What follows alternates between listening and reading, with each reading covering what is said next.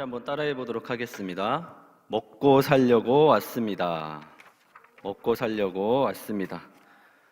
네, 반갑습니다. 박정훈 목사입니다.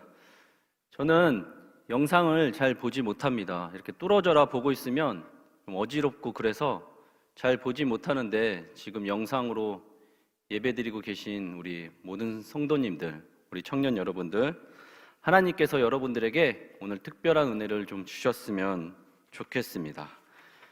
네, 교회는 건물이 아니라 내가 교회입니다. 내 자신이 교회입니다. 그러니 내가 있는 곳이 교회이고 내 마음의 중심이 거룩한 성전입니다. 말씀을 준비하면서 왜 성경이 살아계신 하나님의 말씀이라고 하는지 이번 한 주간 계속 깨달은 한 주였습니다. 말씀하시는 대상도 그대로이고 또 말씀도 똑같고, 그런데 내 상황과 형편에 따라서 또 세상에 요동치는 일들에 따라서 이 말씀의 초점이 어떻게 변화되는지를 경험했던 한 주가 되었습니다. 오늘 말씀도 모두가 이미 알고 계시는 오병이의 기적입니다. 이 사건을 통해서 모두가 다시 살아계신 하나님의 음성을 들을 수 있는 시간이 될 수 있기를 주님의 이름으로 축원합니다. 아멘. 여러분들은 1년 12달 중 가장 설레이고 기다리는 달이 있으십니까? 네, 있으시죠. 각자가 생각하고 기다리는 달들이 있으시죠. 새싹이 돋기 시작하는 이제 3월, 그리고 벚꽃이 만개한 5월, 그리고 이제 휴가철, 바닷가로 떠나는 7, 8월, 그리고 이제 낙엽이 떨어지기 시작하는 11월, 그리고 첫눈이 오기 시작하는 12월, 다시 새로운 마음과 새로운 각오로 한 해를 시작하는 1월. 네, 다 그렇게 저마다 자신이 기념하고 기다리는 달이 있을 줄로 압니다. 지금이 12월이니까 우리 12월을 한번 생각해 보도록 하겠습니다. 12월을 한 단어로 표현하자면 기다림이라고 할 수 있을 것 같습니다.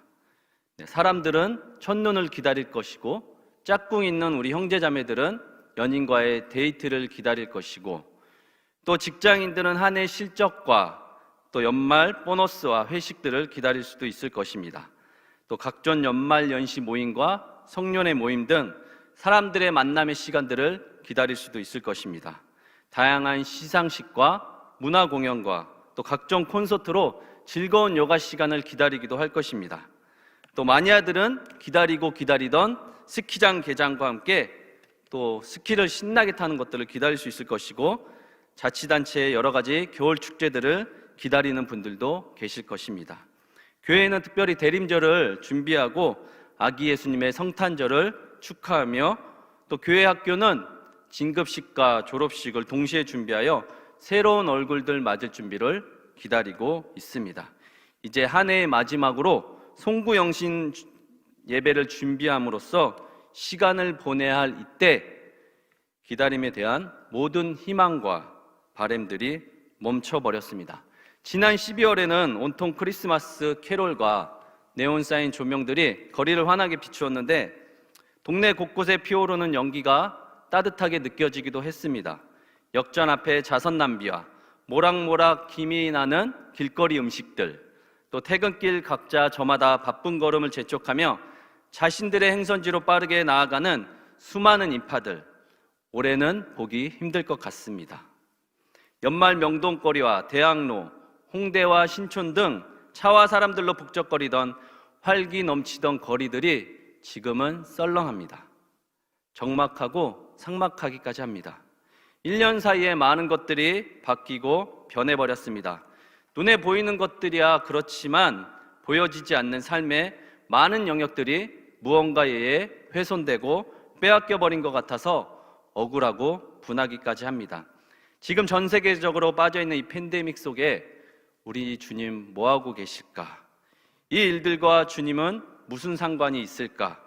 그렇게 기도하고 그렇게 영적으로 깨어있던 사람들, 하나님의 음성을 듣는다고 말하는 사람들은 왜 다들 아무 말씀이 없으실까? 아무도 몰랐을까? 아무런 사인도 없었을까? 누가 이런 세상이 올 거라고 짐작이라도 했을까요? 종교인이든 점술가든 과학자이든 또 미래학자든 의심하고 상상이라도 했겠습니까? 앞으로도 우리에게 어떤 일이 벌어질지 우리는 함부로 안다고 말할 수 없습니다. 주님만 아시겠죠. 이런 상황 속에서 우리를 움직이게 하게 하는 여러 가지 중요한 요소들이 있을 것입니다. 이런 상황 속에서 사람들을 움직이고 우리를 움직이게 하는 여러 가지 영향을 미치는 것들이 있겠지만, 오늘 본문을 통하여 어떤 것들이 가장 우리에게 큰 영향을 미치는지 한번 같이 살펴보면 좋겠습니다. 오늘 본문을 들어가서 1절, 2절 말씀을 다 같이 한 목소리로 합독하도록 하겠습니다. 시작. 그 후에 예수께서 디베라의 갈릴리 바다 건너편으로 가심에 큰 무리가 따르니 이는 병자들에게 행하시는 표적을 보았음이로라. 아멘. 예수님은 지금까지 유대 지역에서 배척을 받으신 것과 달리 대조적으로 갈릴리 지역에서는 비교적 많은 추종과 환대를 받으셨습니다. 왜 그랬겠습니까? 예수님의 치유 사역들이 본격적으로 드러났기 때문입니다. 사람들은 덮어놓고 그를 왕으로 세우고 싶어서 이제 따라다니기 시작했습니다. 그 클라이막스가 바로 오병이어의 기적인 것 같습니다. 그러나 그것도 오래가지 못하고 예수님께서 생명의 떡이니 뭐니 사람들에게 설교를 하기 시작하니까 본능적으로 또 가르친다고 확 돌아서 버리기도 합니다. 저도 인간이지만 인간은 정말 참 간사한 것 같습니다.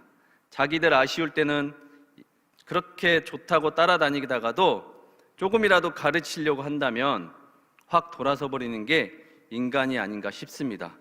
부흥하고 사람들이 모이기 시작할 때 수많은 무리들이 줄지어 그를 따를 때면 주님께서는 조용히 한적한 곳으로 가셨습니다. 사람들 동원하려고 아둥바둥하지 않고 오히려 숨고 피해 다니셨습니다.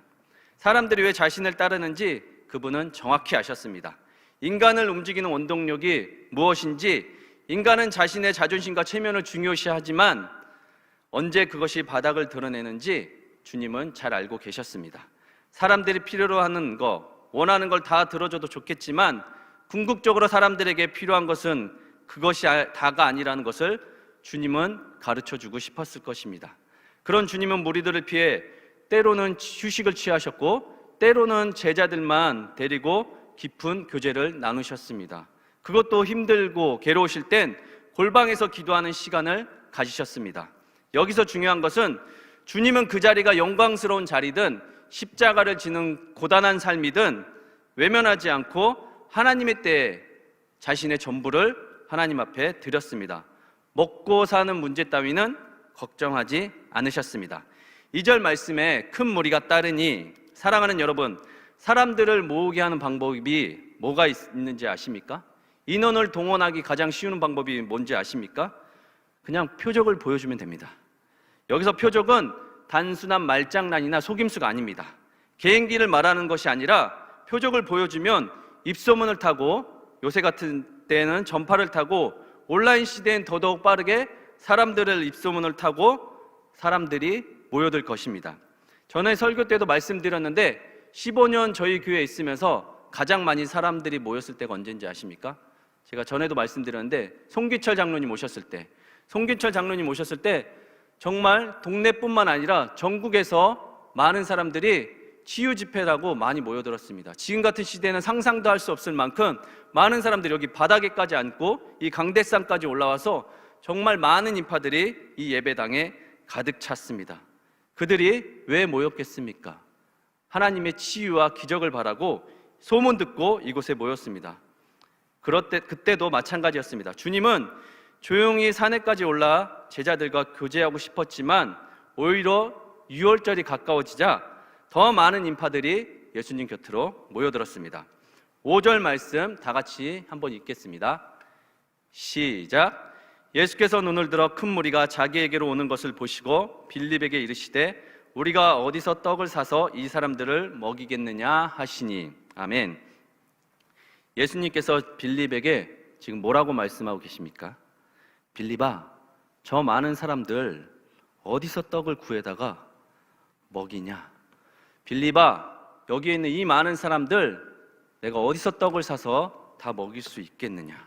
왜 예수님께서는 먹는 문제로 이들에게 표적을 나타내고 싶으셨을까요? 예수님께서 이 많은 사람들에게 무엇을 보셨을까요?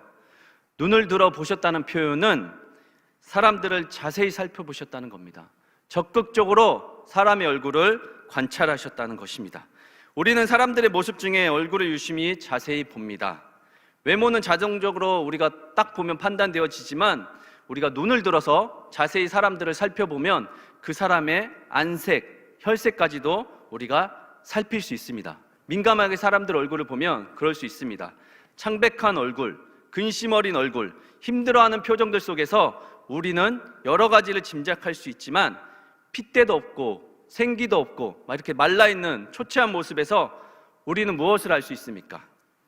며칠 굶었구나, 밥을 제대로 먹지 못하고 다니는구나, 못 먹어서 얼굴이 저렇구나라고 생각할 수 있습니다. 개개인마다 상황과 형편이 다르겠지만 그가 겪는 고통이 육신의 고통이든 아니면 마음의 내적인 병이든 그에 따른 부작용은 먹는 걸 잘 못 먹고 잘 먹지 못하게 되어서 생겨나는 병이고, 그 변화의 특징이 가장 잘 두드러지게 나타나는 것이 바로 얼굴입니다. 얼굴에서 잘 나타나게 되어 있습니다. 저는 지금 하루 이틀 굶어서 나타나는 얼굴의 변화를 말하려는 것이 아닙니다. 상당 기간 음식을 먹지 못하면 가장 티가 나는 것이 얼굴색, 안색, 바로 혈색입니다. 그것을 잘 알고 바리새인들은 일찍부터 금식한다고 얼굴에 뭐를 발랐습니까? 젤을 바르고 초췌한 모습을 사람들에게 보이고 슬픈 기색을 팍팍 내고 나 지금 며칠째 굶고 있다고 보여주기식 신앙생활을 했었습니다. 자신의 얼굴을 그렇게 드러냈습니다. 자의에 의해서든 타의에 의해서든 금식이나 굶식을 경험하신 분들은 잘 아실 것입니다. 몸의 가장 큰 변화는 얼굴에서, 안색에서 나타납니다.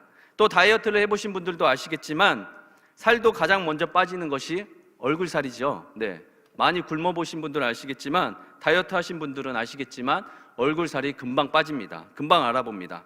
또 집안에 항암 치료나 방사선 치료를 하신 암 환우들을 본 적이 있으십니까?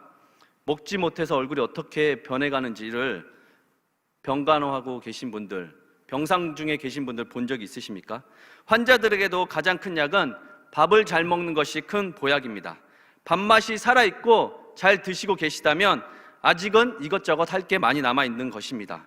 병마와 싸우는 환우들을 보면 마지막에는 먹지 못해서 못 먹어서 얼굴이 어려움에 빠지는 것들을 병간호 해보신 분들은 아실 수 있을 것입니다.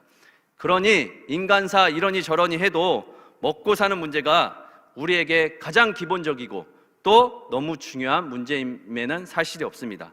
먹고 사는 문제가 사람들의 비전을 결정하고 거취를 결정하고 내 양심과 내 가족들의 생계까지 결정하는 것이 바로 먹고 사는 문제입니다. 왜 수능 때가 되면 많은 학생들이 좋은 대학을 가려고 할까요? 학문이 좋아서 그런 거겠죠? 네. 또 평생 직장 공무원이 되겠다고 수백 대 1의 경쟁률을 뚫고 왜 공무원 시험에 그렇게 매달릴까요? 공직자가 되어서 이 나라 이 민족을 발전시키기 위해 그러는 것이겠죠. 네. 어떻게든 대기업에 들어가려고 왜 그렇게 노력을 하겠습니까? 기업의 발전과 이 나라의 경제 발전을 위해서겠죠. 네, 먹고 사는 문제 아니겠죠. 그렇게 어렵게 들어간 대학, 우리나라의 전문직을 제외한 자신이 전공한 분야와 직업과 연관되어서 사는 사람들이 30%도 되지 않는다고 합니다. 그러니까 한마디로 말하면 대학 나온 사람들의 30% 전문직을 빼고는 다 다른 일을 하고 있다는 것입니다. 대학 나와봤자 별로 소용없다는 말이 될까요? 네. 청년들의 비전과 꿈도 공직자들의 소임과 양심도 먹고 사는 문제와 많이 연결되어 있습니다. 저는 먹고 사는 모든 직업에 귀천이 없다고 생각합니다. 땀 흘려 수고하고 일하는데 귀한 게 어디 있고 천한 게 어디 있습니까? 땀 흘려 수고하는데. 저는 특별히 숭고한 직업들은 있다고 생각합니다. 그 사람이 특별하다기보다 그 직이 너무나도 숭고해서 그분들만큼은 먹고 살려고 그 직을 선택하지 않았으면 좋겠습니다. 대부분 사람과 연결되어 있는 직인데 남의 생명을 다루는 의사, 다른 사람의 운명을 결정짓는 법조인들, 판사, 검사, 변호사들, 또 학생들을 가르치는 교사, 또 어린이집 교사도 마찬가지입니다. 인간의 영혼을 책임지는 목사, 공교롭게도 사자 돌림인데 그분들만큼은 어차피 되기도 힘들고 어느 정도는 특별 대우를 다들 받고 사시니까 그분들만큼은 먹고 사는 일에 그 일을 하지 않았으면 좋겠습니다. 사람을 다루는 일만큼은 소명의식을 가지고 일했으면 좋겠습니다.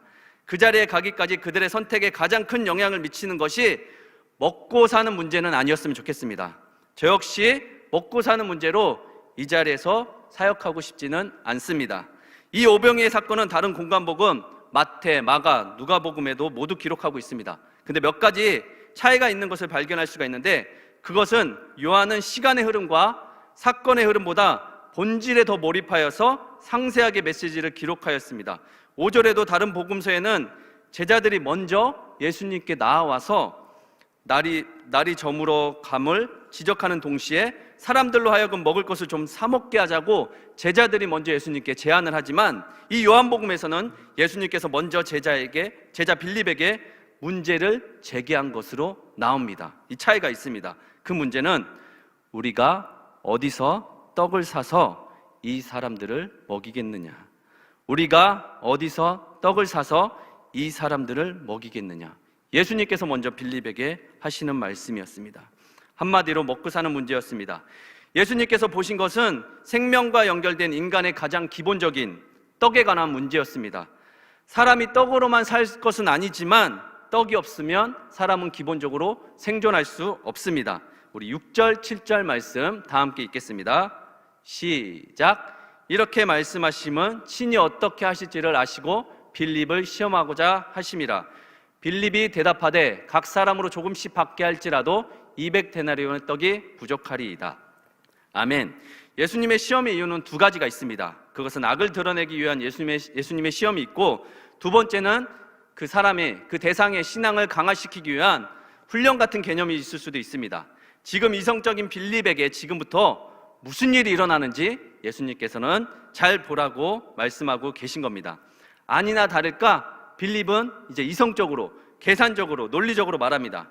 여기 있는 사람들 주님 불쌍하다고 다 먹이실 거면 조금씩만 받게 해도 최소한 200데나리온의 하루 품삯 1데나리온이라고 봤을 때 200데나리온이니까 200일을 일해야 된다면 1년 연봉의 절반 정도가 있어야 하니까 여기 있는 사람들 다 먹이려면 연봉이 4천이라고 봤을 때 2천 정도가 필요하다고 볼 수 있겠죠. 그렇게 빌립은 논리적으로, 계산적으로 이제 액수를 이렇게 얘기했습니다. 예수님께서는 이들의 몰골을 보시면서 그의 동정심과 사랑하는 자식들에 대한 안타까운 마음들이 불일 듯 일어났을 것입니다. 돈 같은 거 생각하지 않았을 것입니다. 선교제에 나가신 선교사님들이 빼놓지 않고 하시는 사역이 있습니다. 뭐가 있습니까? 먹는 사역입니다.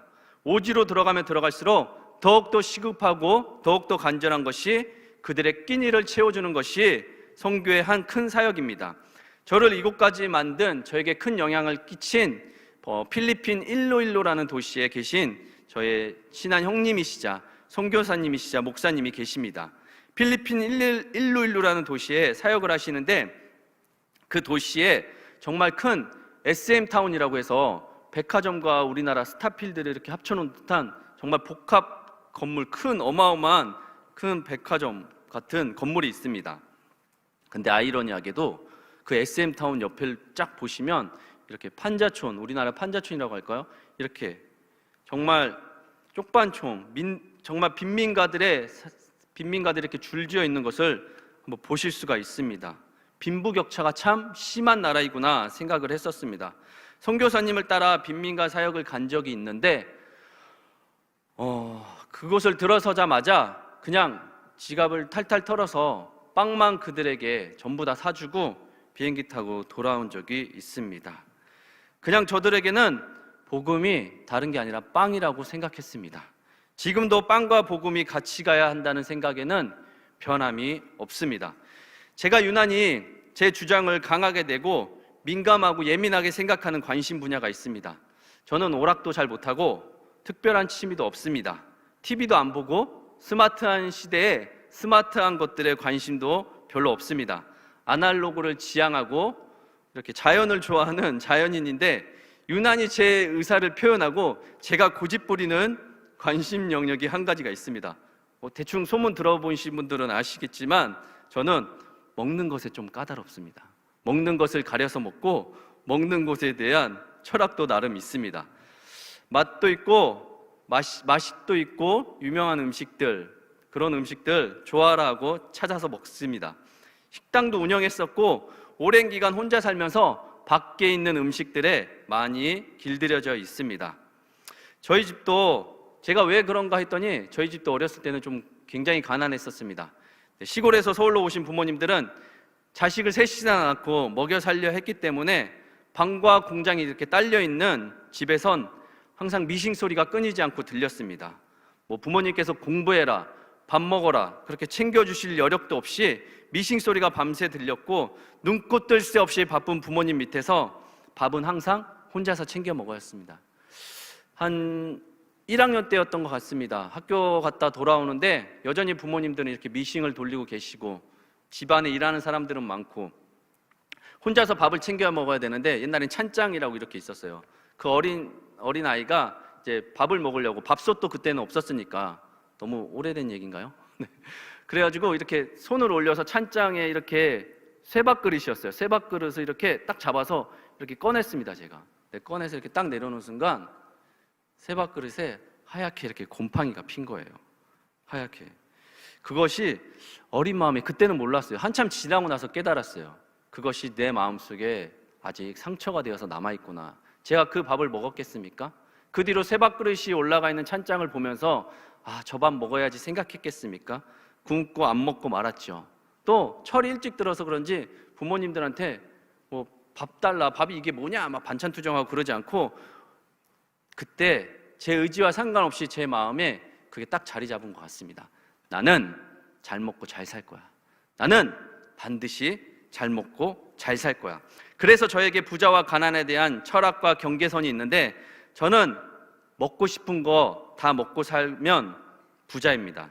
돈 때문에 뭐가 걸려서 돈 때문에 먹고 싶은 거 못 먹고 산다면 가난한 것입니다. 이건 어디까지나 제 주관적인 기준이니 오해하지 마셨으면 좋겠습니다. 큰 집에 사는 거 별로 부럽지 않습니다. 좋은 차 타고 다니는 거 별로 부럽지 않습니다. 높은 연봉을 받고 높은 직에 있는데 밥값 아끼는 졸부들을 보면 좋아하지 않습니다. 마음이 안 좋습니다. 어떤 집에 살고 연봉이 얼마고 또 어떤 직을 가지고 사느냐가 저는 부의 기준이 아니라 그 사람이 먹고 싶은 거 다 먹고 사느냐 안 사느냐가 부자이고 가난의 기준이 됩니다. 근데 국가적 세계적인 재앙이 닥친 오늘날 많은 사람들이 먹고 사는 문제로 고통받고 있습니다. 사람들이 가장 모이는 곳이 어딜까? 올해 사람들이 가장 모이는데 모이지 못한 곳이 어딜까? 한번 생각해 봤더니 극장이었습니다. 올해 극장 매출이 몇 프로 감소했는지 아십니까? 70%랍니다. 70%. 금액으로는 1조 2천억 원이나 되는 손실을 극장에서 보았답니다. 극장이 이 정도인데 독립영화나 예술인이나 극단에 계신 사람들은 말할 것도 없겠죠. 올해 극장이 제일 한적한 것 같아서 극장 이야기만 한 거지 어디 극장뿐이겠습니까? 우리나라에서 밥 벌어 먹고 사는 소득계층, 한마디로 말해서 직업이라고 할까요? 취업자의 상당수가 우리나라에 뭔지 아십니까? 바로 자영업자입니다. OECD 국가 중에 7위랍니다. 한마디로 노동자 4명 중 1명은 사장님이라는 말입니다. 근데 그 중에 또 절반 이상은 말이 좋아서 사장님이지 치킨집, 빵집, 편의점 이런 영세 자영업자들로 직원들 월급은 고사하고 본인의 인건비도 챙기기 힘든 아주 열악한 환경에 놓인 사장님들이 태반이랍니다. 고용시장의 불안정이니 고령화 시대니 복지 사각지대니 무분별한 프랜차이즈 영업 방식이니 돈벌이에 급급한 기업들의 노림수니 이런 경제정책에 비상하게 꼬여있는 사회 부조리니 이런 것들을 비판하려고 말하는 게 아닙니다. 그냥 지금 많은 사람들이 먹고 사는 문제로 굉장히 힘들어하고 있습니다. 저는 목사이고 성도들의 지금 상황과 아픔을 공감해주고 위로해줘야 하는 사람입니다. 근데 생각보다 많은 사람들이 먹고 사는 일들로 아파하고 있다는 말입니다. 우리 청년들의 비상한 꿈과 비전 역시 이 먹고 사는 문제에 좌절하고 말 때가 많습니다. 인간답게 하나님의 사람답게 성실하게 열심히 살아보려고 해도 현실은 그닥 나아지질 기미가 보이지 않습니다. 당장 먹고 사는 문제 앞에 수많은 유혹들이 우리 청년들을 유혹하고 우리 청년들을 낙심케 할 때가 많습니다.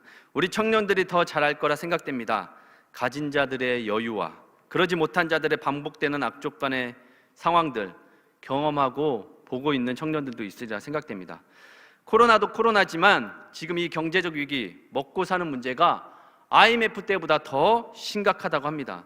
그래도 그때는 같이 모여서 금도 모으고 서로 같이 협력하여서 뭔가를 할 수 있었지만 지금은 사회적 단절과 고립 등으로 인하여 심각한 부작용이 이루 말할 수가 없다고 합니다. 왜 재난은 늘 사회적 약자나 가난한 사람들에게 더 가혹한 것인지 모르겠습니다. 그들에게 더 어렵고 힘들고 추운 계절이 왔습니다.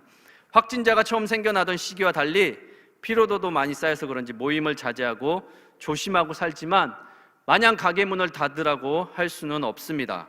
바이러스에 감염되어 죽으나 굶어 죽으나 비참하기는 마찬가지라고 하소연하는 사람들이 많이 생겨나고 있습니다. 이 상황을 모를 일 없는 정부에서는 완전한 사회적 차단을 막는데 조심스러워하고 있습니다. 한 번씩 재난지원금으로 민심을 달래보기는 하지만 이미 먹고 살기 힘든 사람들에게는 가뭄을 적시기에는 한계가 있습니다. 제가 사랑부 사역도 맡고 있는데 오랫동안 만나지 못한 친구들을 위해서 무엇을 할까 선생님들과 고민을 하다가 뭐니 해도 머니가 가장 필요할 것 같은데 돈을 드릴 수는 없으니까 그래도 지금 가장 필요하고 가장 많이 사용하는 게 뭘까 생각하다가 마스크와 마스크 줄과 이제 방한 목도리를 이렇게 이쁜 백에 담아서 선물 상자를 담아서 각 가정별로 배달하는 일을 했습니다. 초인종을 눌러서 그냥 예고 없이 거기에 사람이 계시면 그 현관에서 바로 기도하고 오고 초인종이 눌러서 아무 인기척이 없으면 그냥 문고리에 걸어두고 오는 일을 했습니다. 이렇게 갑작스러운 방문에 이렇게 마스크팩을 붙이고 오신 어머님들도 계셨습니다. 근데 한 할머니랑 사는 우리 지우라는 아이 4학년인데 그 친구 집에 들려서 할머니께 선물을 전달하고 기도를 하고 나오려는데 기도를 마치고 나오려는 순간 갑자기 할머니께서 제 손을 팍 잡으시는 거예요. 그러시면서 할머니께서 목사님 우리 딸한테 좀 가줄 수 있겠냐고, 지우도 지금 거기 있으니까 바로 앞이니까 우리 딸 집에 잠깐 들려줄 수 있겠냐고 그러시는 거예요. 그리고 바로 걸어서 바로 앞이라고 그러고 지우도 거기 있다고 해서 할머니랑 같이 그 딸이 있는 지우 어머님이 계신 집을 방문하였습니다. 네. 동네에서 작은 포장마차를 운영하고 계시는 할머니는 손자 지우를 혼자서 보고 계셨는데 딸이 가까운 곳에 있다고 해서 방문하였는데 문을 열자마자 가슴이 턱 막히는 것 같았습니다. 어머니의 모습을 보면서 제가 심장이 멎는 것 같았습니다. 그 딸 어머니께서 지금 자궁암으로 투병 중에 계신데 자궁암에서 폐로 전이가 되어서 항암 치료에 계셔서 머리카락이 다 빠진 상태로 계셨습니다. 그렇게 어머니는 어리둥절해 계시고 지우는 목사님 오셨냐고 반갑게 얼굴을 이렇게 환하게 저를 맞아 주시고 할머니는 이렇게 눈가에 눈물을 촉촉히 훔치시면서 할머니도 교회를 못 다니고 계신데 저에게 그 딸에게 저를 밀어 넣으시면서 기도해 주고 가라고 그러셨습니다. 그래서 저는 우리 할머니와 그 어머님, 딸과 지우와 함께 그 자리에서 기도를 했습니다. 그리고 할머니께서 눈물을 훔치시면서 저에게 이렇게 말씀하셨습니다. 우리 딸아이만 낳으면 내가 먹고 사는 걱정도 하지 않고 우리 딸만 좋아지면, 딸만 괜찮아지면, 딸만 이 암에서 나으면 목사님 제가 우리 지우랑 이 딸 손잡고 교회에 나가겠습니다. 그렇게 말씀하시는 거예요. 먹고 살려고 생계를 위해 포장마차를 운영하시는데 요새는 밤 장사까지 못하고 9시면 문을 닫아야 해서 그냥 한두 팀 받고 만다고 합니다. 바이러스도 바이러스고 병도 병이지만 당장 지우네 어떡하나 먹고 살 일이 막막해 보이는데 정말 기도밖에 할 수 없었습니다. 저는 근데 아픈 그 어머니 딸보다 혼자 있을 지우보다 그 손자와 그 딸을 바라보는 그 할머니의 마음이 저에게 참 안타깝게 다가왔습니다. 그리고 계속 지금 기도하고 있습니다. 우리 9절 10절 말씀 한번 읽도록 하겠습니다. 9절 10절 말씀 시작. 여기 한 아이가 있어 보리떡 5개와 물고기 2마리를 가지고 있나이다. 그러나 그것이 이 많은 사람에게 얼마나 되겠사옵나이까. 예수께서 이르시되 이 사람들로 앉게 하라 하시니 그곳에 잔디가 많은지라 사람들이 앉으니 수가 5,000명쯤 되더라. 아멘. 여기 한 아이는 원어 사전을 제가 살펴보니까 파이디온, 어린아이가 아닌 파이다이온이라 해서 소년, 젊은이, 그러니까 스스로 의사를 결정할 수 있는 나이, 10대 청소년쯤으로 생각하시면 될 것 같습니다. 신약 성경에는 딱 한 번 쓰이는 단어입니다. 왜 그럴까 제가 새벽에 말씀을 준비하면서 한번 생각해 봤습니다. 당시 흔해 빠진 보리떡과 갈릴리 바다에 흔해 빠진 물고기도 이 어린 청소년에게만 남겨져 있고 이 아이의 한 끼 식사 정도가 보리떡 5개와 물고기 2마리라는 것을 생각하게 되었습니다. 이 많은 사람들 중에 이 청소년에게만 보리떡 5개와 물고기 2마리가 있는데 그것은 그 아이의 한 끼 식사에 불과했다는 것입니다. 지금 여기 있는 사람들이 5,000명쯤, 남자와 어른들만 해서 그렇지 여자와 아이들까지 합치면 10,000명 정도 되는 곳이 이곳에 이 많은 사람들 중에 이 아이에게만 그 보리떡 5개와 물고기 2마리 뿐이라는 것입니다. 먹고 살 길이 막막한 것이죠. 다 굶어 죽게 생긴 것이죠. 그런 그들을 불쌍히 여기시고 하나님께서 표적을 나타내신 겁니다. 그들은 지금 먹고 살기 위해서 예수님 앞에 나와 있습니다. 그리고 11절에 그것들을 축사하시고 하나님 앞에 기도하시고 그들이 원하는 대로 다 배불리 먹게 해주십니다. 할렐루야. 그들이 지금 원하는 건 안수해주고 기도해주고 좋은 말 해주고 덕담해주고 그런 차원이 아니라 배부르게 먹고 살게 해주는 것입니다. 당장 먹고 살기가 힘든데 다른 이벤트가 무슨 소용이 있겠습니까? 우리 11절, 12절 말씀 한번 읽도록 하겠습니다. 11절, 12절 말씀 시작. 예수께서 떡을 가져 축사하신 후에 앉아있는 자들에게 나눠주시고 물고기도 그렇게 그들의 원대로 주시니라. 그들이 배부른 후에 예수께서 제자들에게 이르시되 남은 조각을 거두어 버리는 것이 없게 하라 하심으로. 아멘.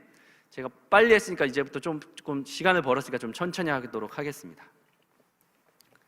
물 한 잔만 마시겠습니다.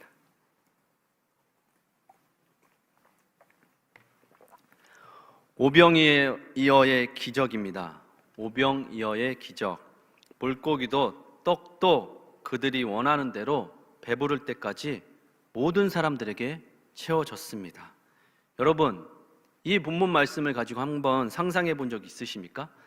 어떻게 이런 일이 가능한지 혹시 상상해 본 적 있으십니까? 제가 소설을 쓰고 극본 쓰는 걸 좋아하니까 소설을 한번 써보겠습니다. 지금 넓고 푸른 잔디밭이에요. 넓고 푸른 잔디밭. 잔디밭 하면 따뜻하게 느껴지잖아요. 사람들이 거기에 많은 사람들이 앉아 있습니다.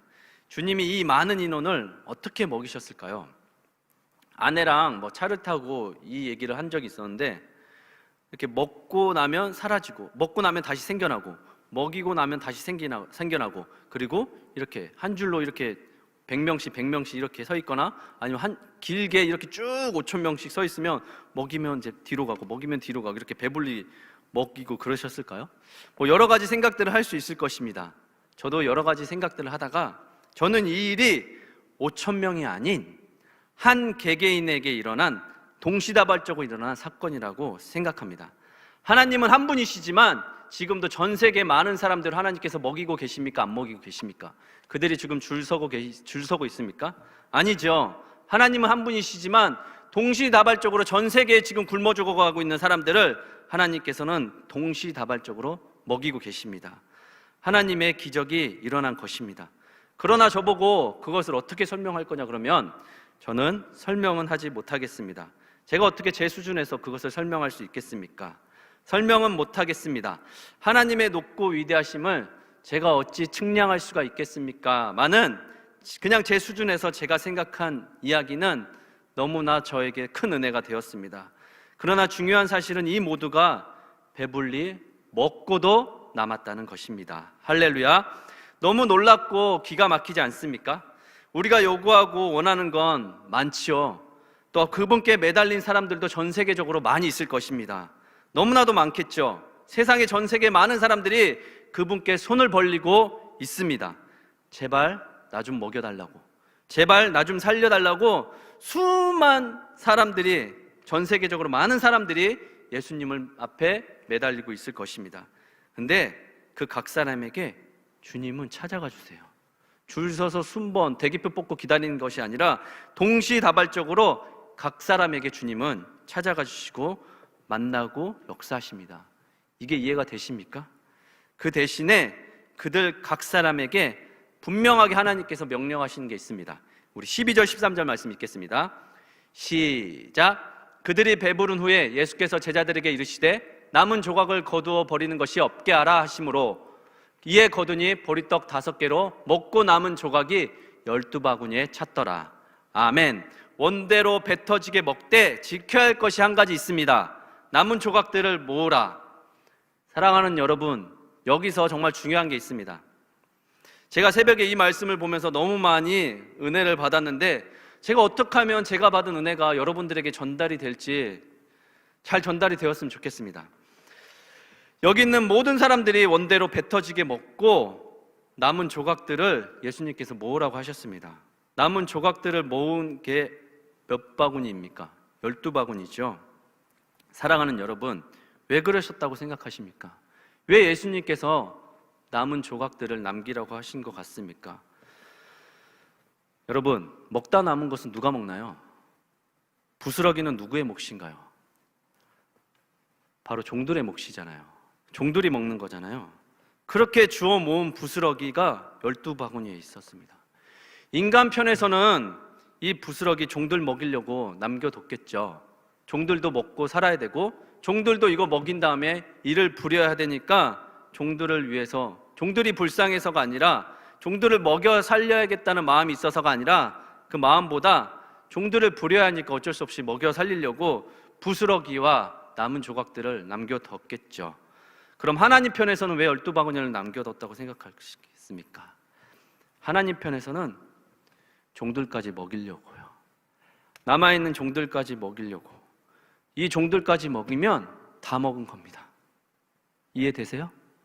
사랑하는 여러분, 예수님께서는 종들까지 먹을 것까지 남겨두었다는 것이 저에게는 너무나 큰 은혜가 되었습니다.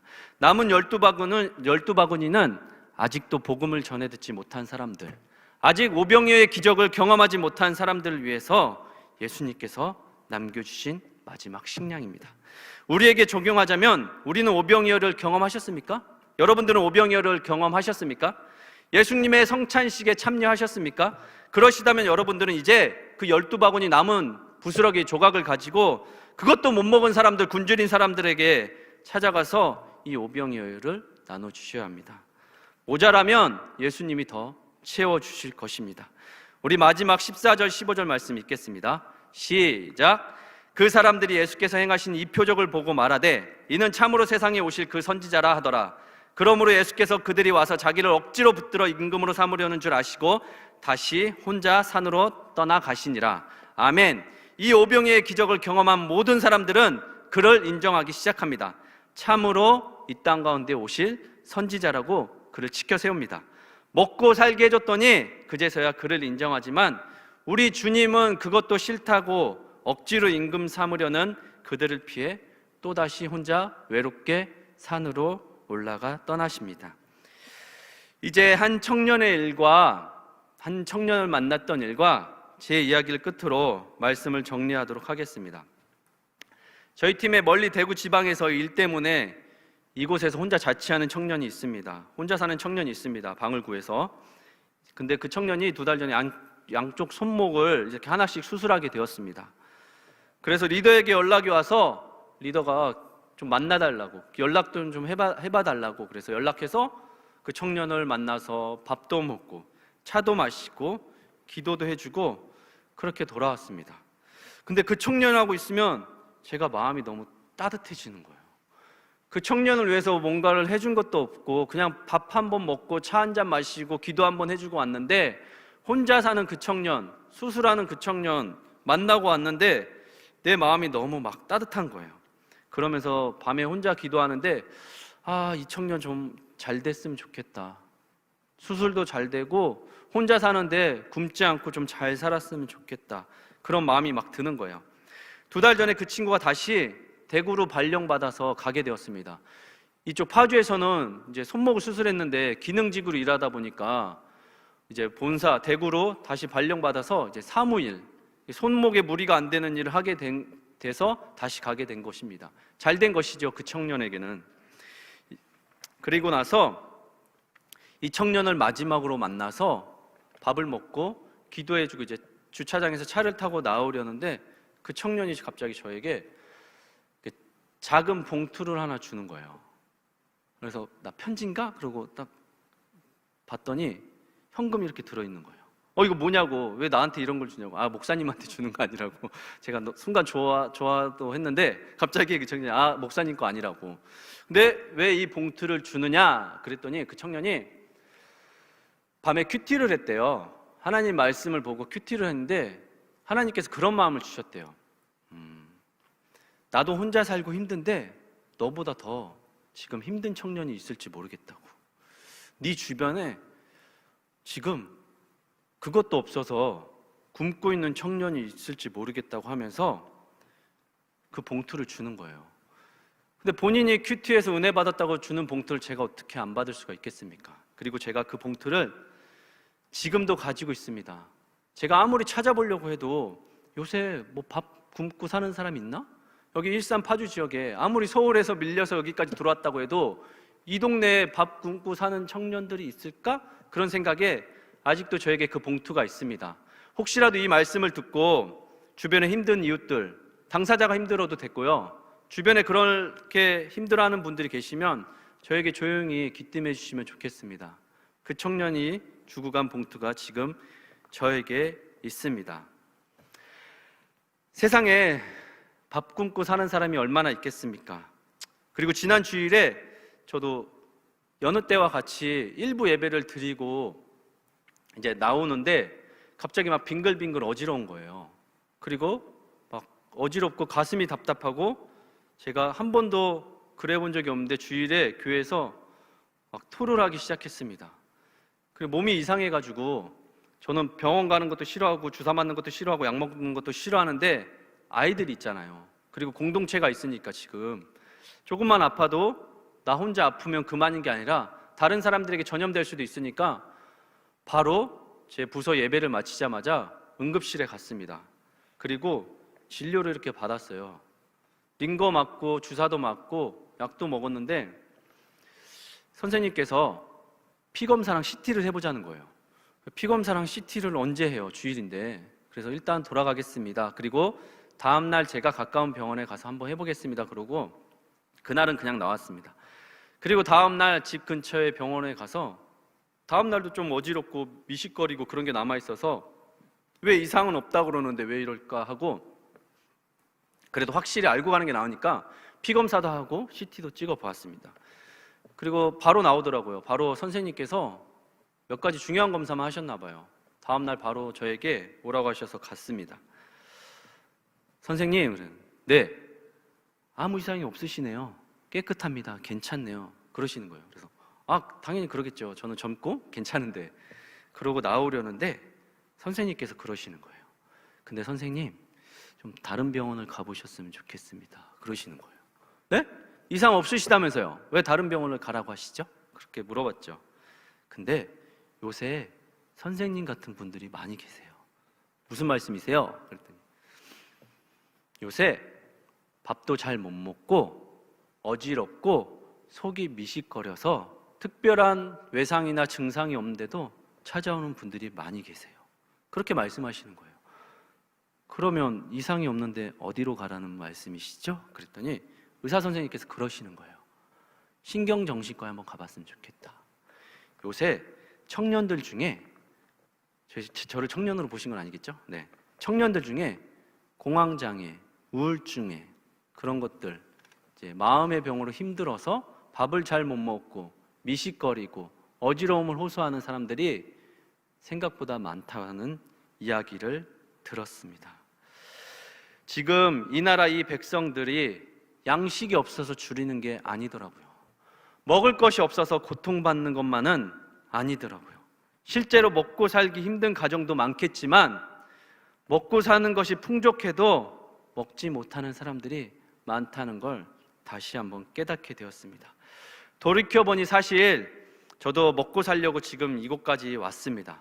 영의 양식이든 육의 양식이든 하나님께서 주시는 거, 주님이 주시는 거 먹고 살려고 이곳까지 왔습니다. 하나님, 근데 지금 이 나라 이 백성들을 좀 긍휼히 여겨주십시오. 우리 청년들도 먹고 사는 걱정 않고 주님만 따라갈 수 있게 해주십시오. 우리 청년들이 꿈꾸는 비전, 소망하는 모든 일, 먹고 사는 문제에 걸리지 않고 하고 싶은 일 하면서 살 수 있게 해주십시오. 사람들 눈치 보지 않고 시대가 악하다고 말하지 않고 당당하고 떳떳하게 내가 하고 싶은 일 하면서 살 수 있게 주님 좀 도와주십시오. 그런 기도가 절로 나왔습니다.